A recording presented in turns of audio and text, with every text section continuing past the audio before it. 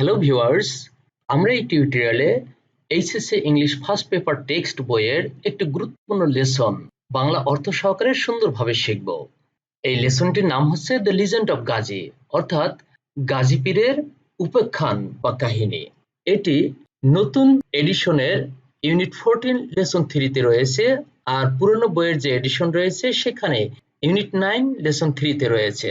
আমরা এই প্যাসেজটি শেখার পরে যেগুলো শিখতে পারবো তা হলো এখান থেকে, এই প্যাসেজটি থেকে কি ধরনের মাল্টিপল চয়েস কোশ্চেন হয় সেগুলো আমরা পারবো, কি ধরনের কোশ্চেন আনসার হতে পারে সেগুলো আমরা শেখার পরে পারবো, এবং এখান থেকে সবচেয়ে গুরুত্বপূর্ণ যেটা সেটা হলো ফ্লোচার্ট। বিভিন্ন বোর্ডে বহুতবার এসেছে, সেই ফ্লোচার্ট কোশ্চেন এখান থেকে কি হতে পারে সেটা আমরা পারবো, আর একই সাথে আবার এখান থেকে কিভাবে সামারি তৈরি করা যায় সেটাও শিখতে পারবো। তাহলে কথা না বাড়িয়ে শুরু করা যাক।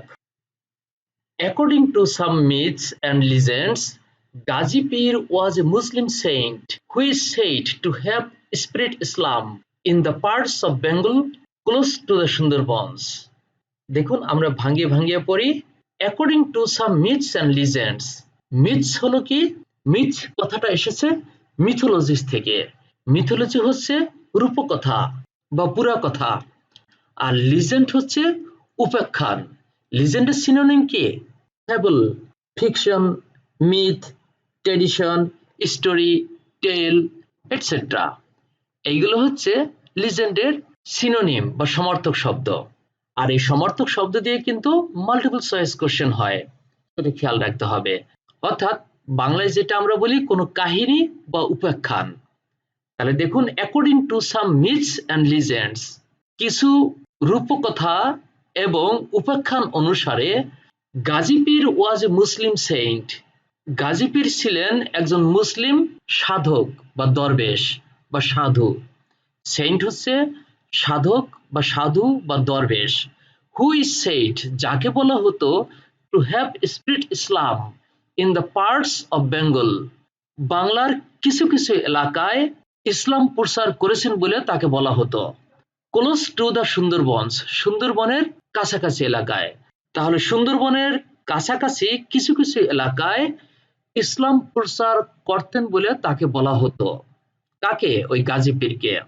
তাহলে পুরো সেন্টেন্সটির অর্থ কি দাঁড়াচ্ছে দেখুন, কিছু কিছু রূপকথা এবং উপাখ্যান অনুসারে গাজী পীর ছিলেন একজন মুসলিম সাধক বা দরবেশ, যিনি সুন্দরবনের কাছাকাছি বিভিন্ন এলাকায় ইসলাম প্রচার করেছিলেন বলে বলা হয়ে থাকে। He was credited with many miracles. Credit হচ্ছে কোন গুণের উপাধি দেয়া। তাহলে বলা হলো এখানে he was credited, তাকে ওইসব গুণের উপাধি দেয়া হয়ে থাকে with many miracles. miracles হচ্ছে অলৌকিক ক্ষমতা। তাহলে তার অনেক অলৌকিক ক্ষমতা রয়েছে, এই ধরনের ক্রেডিট তাকে দেওয়া হয়। অর্থাৎ আমরা সহজ বাংলায় বলতে পারি তার অনেক অলৌকিক ক্ষমতা ছিল। ফর এক্সাম্পল, উদাহরণস্বরূপ বলা যায় he could supposedly come dangerous animals and make them docile. উদাহরণস্বরূপ বলা যায় তিনি হিংস্র প্রাণীদের শান্ত করতে পারতেন এবং তাদেরকে সহজে বশে আনতে পারতেন বলে ধরা হয়। সাপোজিটলি অনুমান করা হয় বা ধরা হয়। আর কাম হলো কি দেখুন তো, CALM, কাম হচ্ছে এখানে ভার্ব হিসেবে ব্যবহার করা হয়েছে এবং একই সাথে সেটা অ্যাডজেক্টিভ, এখানে ভার্ব। কাম হচ্ছে শান্ত করা, ট্রাঙ্কুইল অথবা মেক পিসফুল। আর ডোসাইল হচ্ছে কি? ডোসাইল হচ্ছে অনুগত অথবা ভদ্র, জেন্টল, ওবিডিয়েন্ট, অ্যামেনেবল, ম্যানেজেবল, ট্রাক্টেবল, এই অর্থে আমরা ডোসাইল ব্যবহার করে থাকি, অর্থাৎ অনুগত বা যেটিকে সহজেই কন্ট্রোল করা যায় বা বশে আনা যায়। তাহলে এখানে অর্থটা কি দাঁড়াচ্ছে দেখুন, for example he could supposedly come dangerous animals. উদাহরণস্বরূপ বলা যায় তিনি বিপজ্জনক প্রাণীদের শান্ত করতে পারতেন এবং তাদেরকে বশে আনতে পারতেন, অ্যান্ড মেক দেম ডোসাইল, অর্থাৎ তাদেরকে বশে আনতে পারতেন। He is usually ডিপিক্টেড in parts. Part হলো পট, যেখানে চিত্র আঁকানো হয়, আর ডিপিক্ট হচ্ছে ড্র করা, চিত্র আঁকানো। ডিপিক্ট হলো কি সিনোনিম? ডিপিক্ট মানে অঙ্কন করা, চিত্র অঙ্কন করা। ডেলিনেট, ড্র, পোর্ট্রে, ইলাস্ট্রেট অথবা স্কেচ করা ইত্যাদি, অর্থাৎ চিত্র অঙ্কন করা। তাহলে হি ইজ ইউজুয়ালি ডিপিক্টেড, তাহলে তাকে সাধারণত চিত্রিত করা হতো বা চিত্রে অঙ্কন করা হতো। কোথায়? ইন পার্টস, অর্থাৎ পটে তাকে সাধারণত অঙ্কন করা হতো। Or scroll painting, scroll painting এও তাকে চিত্রিত করা হতো। রাইডিং এ ফিয়ার্স লুকিং বেঙ্গল টাইগার, এবং সেই চিত্রে দেখা যেত যে তিনি একটি ভয়ঙ্কর বাঘের উপরে চড়ে আছেন। A snake in his hand, এবং তার হাতে একটি সাপও রয়েছে। But in no apparent danger, কিন্তু সেটা কোনো ক্ষতি করছে না। সুস্পষ্ট কোনো ক্ষতি ছাড়াই হাতে একটি সাপ রাখতেন এবং একটি বাঘের পিঠে চড়ে যেতেন। এই ধরনের চিত্র সাধারণত পটে অথবা স্ক্রল পেইন্টিং এ অঙ্কিত দেখা যেত।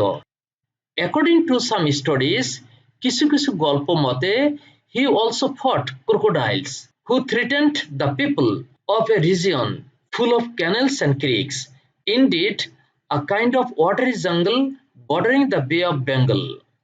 অনেক বড় সেন্টেন্স, আমরা একটু ভাগ করে পড়ি। অ্যাকর্ডিং টু সাম স্টোরিজ, কিছু কিছু গল্প মতে, হি অলসো ফট ক্রোকোডাইলস, তিনি কুমিরের সাথে যুদ্ধ করতেন। Who threatened the people of a region full of canals and creeks, canals হলো খাল, ক্রিক্স হচ্ছে ছোট খাল, নদী, নালা অর্থে। তাহলে নদী নালায় পূর্ণ এলাকার মানুষদেরকে যে কুমিরগুলো হুমকি দিত, তিনি সেই কুমিরের সাথে যুদ্ধ করতেন বলে বলা হতো।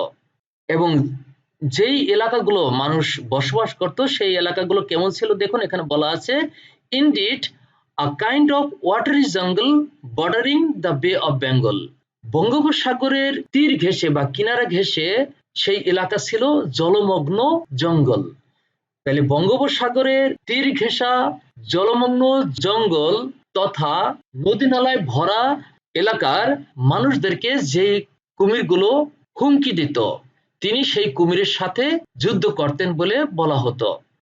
Because of his alert and vigilant presence, all predatory animals were said to have been kept within bounds. আমরা একটু প্রত্যেকটার অর্থ সহকারে বুঝে নেই। অ্যালার্ট সতর্ক বা সজাগ, ভিজিল্যান্ট অতন্ত্র, ভিজিল্যান্টের সিনোনিম বলবো হচ্ছে অবজারভ্যান্ট অথবা অ্যালার্ট অথবা অ্যাটেন্টিভ অথবা ওয়াচফুল, এরকম।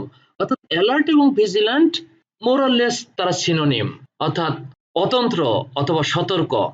আর প্রেজেন্স মানে উপস্থিতি, তবে এখানে প্রেজেন্স পাহারা অর্থে ব্যবহার করা হয়েছে। প্রিডেটরি হচ্ছে শিকারী, অর্থাৎ যারা শিকার করে, প্রাণী শিকার করে খায়, যেমন কুমির, বাঘ ইত্যাদি। প্রিডেটরি হচ্ছে adjective.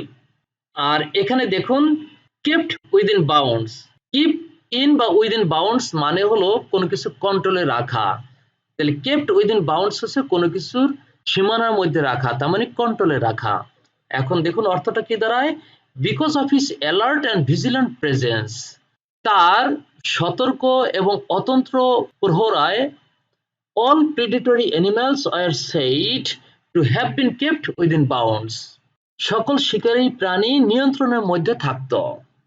It was also believed, এটাও বিশ্বাস করা হতো, that he enabled villagers to live close to forests and jungles and cultivate their lands. Enable হলো সক্ষম করা, তাহলে তিনি গ্রামবাসীদেরকে সক্ষম করতেন কি করতে, to live close to forest and jungles, বন জঙ্গলের কাছাকাছি বসবাস করতে তিনি গ্রামবাসীদের সক্ষম করতেন। আর কি দেখুন, অ্যান্ড কাল্টিভেট দেয়ার ল্যান্ডস, এবং তাদের জমাজমি চাষাবাদ করতে তিনি গ্রামবাসীদের সক্ষম করতেন।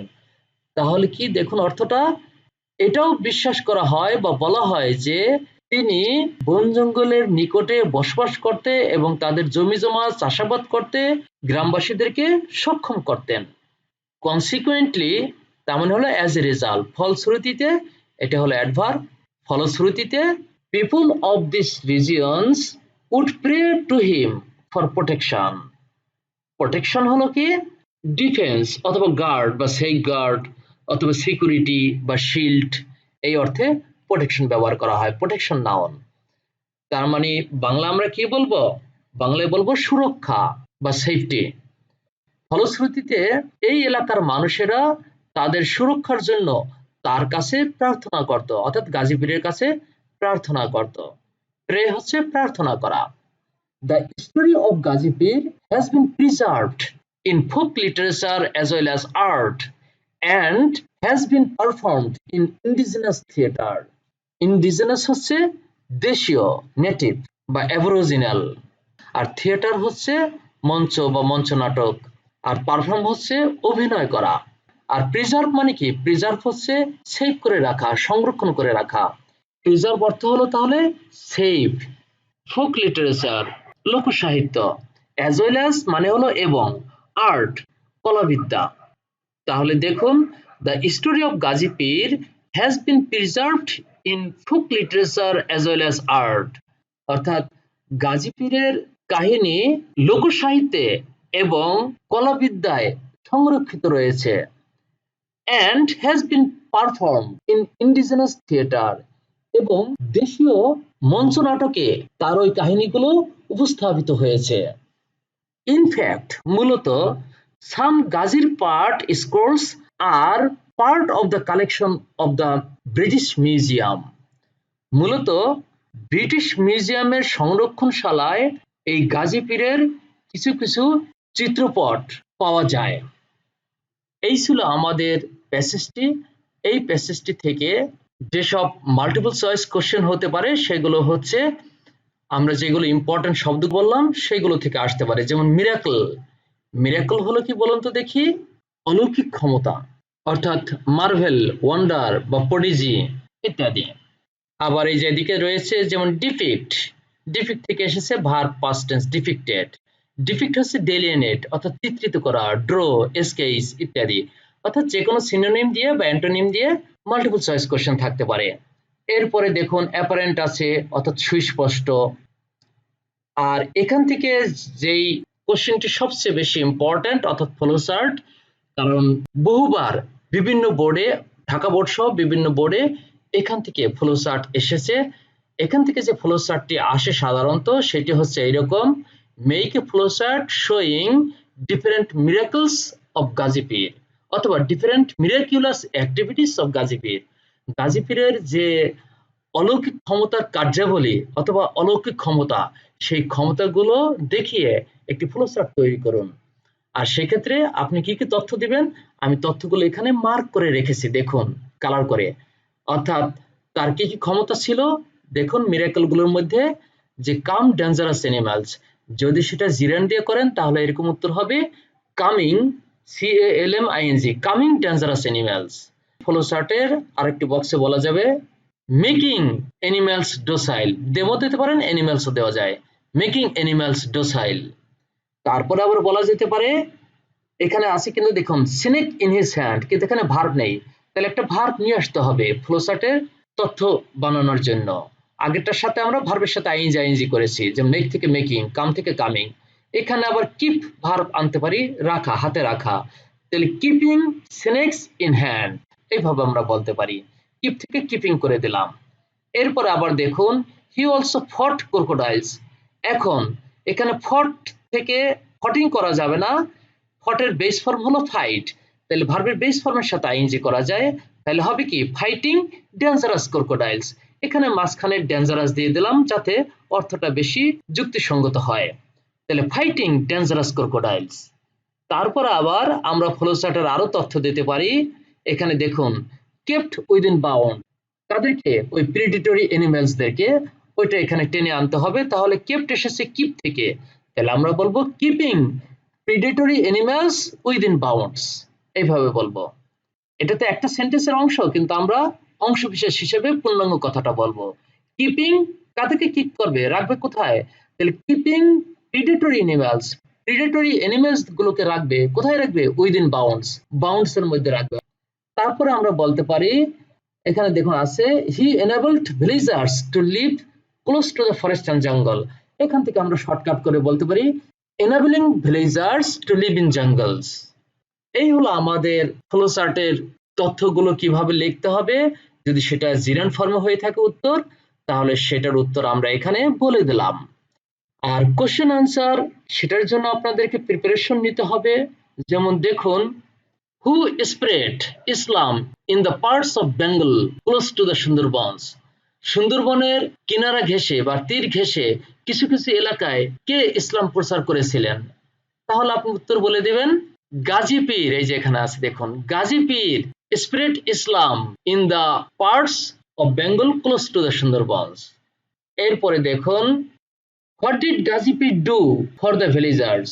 গাজী পীর ভিলেজার্সদের জন্য কি করতেন? যদি এরকম প্রশ্ন থাকে ঘুরিয়ে, তাহলে আপনি কি বলবেন? এখানে দেখুন কিভাবে বলা আছে, হি মানে গাজী পীর, হি enabled villagers to live close to forests and jungles and cultivate their lands। এই কথাটা বলা আছে। তাহলে গাজী পীর ওই ভিলেজারদের জন্য কি করতেন বা কি করেছিলেন? আপনি সেক্ষেত্রে বলবেন গাজী পীর enabled villagers, অর্থাৎ গাজী পীর ভিলেজারদেরকে সক্ষম করতেন কি করতে? To live close to jungles and cultivate their lands. ব্যাস, আপনার উত্তর হয়ে গেল। এরপরে দেখুন, এখান থেকে কোশ্চেনটা যেমন হতে পারে, what did the people do for their protection? ওই লোকেরা তাদের সুরক্ষার জন্য কি করত? তাহলে উত্তর কি হবে? পিপল প্রেইড টু গাজী পীর। এখানে লক্ষ্য করুন, উড আমরা উঠিয়ে দিলাম কোশ্চেন অনুসারে, তাহলে পিপল প্রে থেকে করে দিলাম প্রেইড। পিপল প্রেইড টু হিম বলা যাবে না, এখানে যেহেতু গাজী পীরের নাম বলা আছে কোশ্চেনে, তাহলে পিপল প্রেইড টু গাজী পীর ফর দেয়ার প্রোটেকশন, অর্থাৎ পিপলরা গাজী পীরের কাছে প্রার্থনা করত তাদের সুরক্ষার জন্য। এরপরে দেখুন, হোয়ার আর গাজীর পার্ট স্কোলস ফাউন্ড? কোথায় গাজীর পীরের চিত্র দেখা যায়? তাহলে আপনি উত্তর কি বলবেন? গাজীর part scolds are found in the collection of the British museum, অর্থাৎ গাজীর পীরের স্কোল পার্টগুলো ব্রিটিশ মিউজিয়ামের কালেকশনে দেখা যায়।